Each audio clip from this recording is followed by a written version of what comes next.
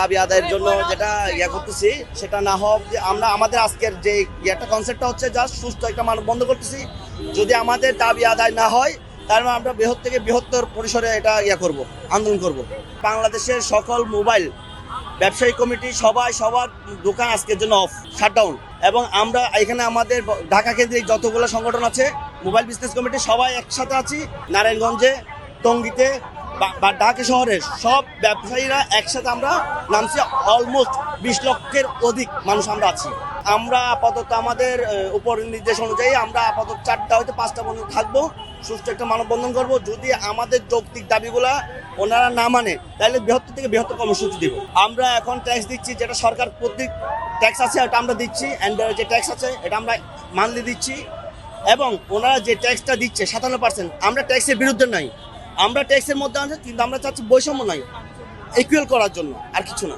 আমরা যে 9টা সিন্ডিকেটের কথা বলছি ওনাদের সামঞ্জস্যে ওনারা এটাই করতেছে। যেমন ইনফিনিক্স, আইটেল কোম্পানিগুলো আছে, অফিসিয়াল যে কোম্পানিগুলো, ওনারা ট্যাক্স ফাঁকি দিয়ে আসতেছে। ওনারা যে অ্যাসেম্বলি বাংলাদেশ বলে আনতেছে, কিন্তু ওনারা নির্দিষ্ট করে ভ্যাট দিচ্ছে না। ওনারা কিলো হিসাব আনতেছে, সব যেমন মাদারবোর্ড, সিপিও, ব্যাটারি আলাদা আলাদা করে আনছে যাতে ওদের ভ্যাট দিতে না লাগে। ওনারা দিচ্ছে 7%, সর্বোচ্চ 8% পড়তেছে, কিন্তু সেক্ষেত্রে আমাদের উপরে এই ধরনের চাপ কেন আমরা বুঝতেছি না। আনঅফিসিয়াল ফোনের দুষ্কৃতিকারী বলছেন আপনারা নিজের হাতে কোনটা চালান, আপনারা যারা চালাচ্ছেন ওটা তো আনঅফিসিয়াল। আর আনঅফিসিয়াল সেটের প্রবলেমটা কি হয়? আমরা তো চুরি করে এনে মোবাইলটা বিক্রি করতে চাচ্ছি না। আমাদের কথা হচ্ছে যে আমরা বৈধভাবে বিক্রি করতে চাই, আনঅফিসিয়াল বিক্রি করতে চাই, আমাদের সেই সুযোগটা দেওয়া হোক। এখানে তো চুরি চামারি কোনো কথা আসছে না।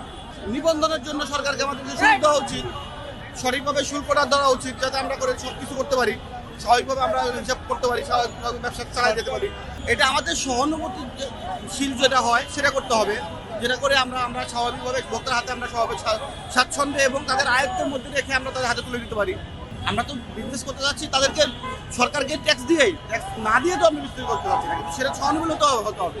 ভোক্তা যদি 10,000 টাকার মোবাইল তাকে 30,000 টাকা কিনতে হয়, সে ভোক্তা কিনবে না, এটা বিজনেস হবে না। আমাদের আন্দোলন এইটাই যে আমরা যে মোবাইলটা আনছি দেশের বাইরে থেকে, সেটা যদি আমাদের সহানুভূতিশীল পর্যায়ে যদি শুল্ক না হয় তাহলে আমরা ভোক্তার হাতে দিব কি করে? আসলে এখানে সরকারের সুবিধা তেমন কিছু না। যদি আমরা ট্যাক্স দিয়ে ব্যবসা করি, ট্যাক্স দিয়ে মাল আনি, তাহলে সরকার এখন যা ট্যাক্স পায় তার দ্বিগুণের চেয়ে বেশি পাবে। আমরা সাধারণ ব্যবসায়ী, এখানে 25 লক্ষ ব্যবসায়ী জড়িত, টোটাল ফ্যামিলি নিয়ে আমরা চাই ট্যাক্স দিয়ে ব্যবসা করতে। এখন 9টা 10টা কোম্পানিকে লাভবান করার জন্য তো সরকারের সিদ্ধান্ত নিতে পারে না। আমরা বাঙালি, আমরা এই দেশের নাগরিক, আমরা এই দেশে ব্যবসা করবো। 9টা 10টা কোম্পানি এরা এই দেশের না, এরা ভিন দেশের মানুষ। আমরাই চাই ট্যাক্স দিয়ে ব্যবসা করতে। এখানে আছে কতগুলো ব্যবসায়ী ক্ষতিগ্রস্ত।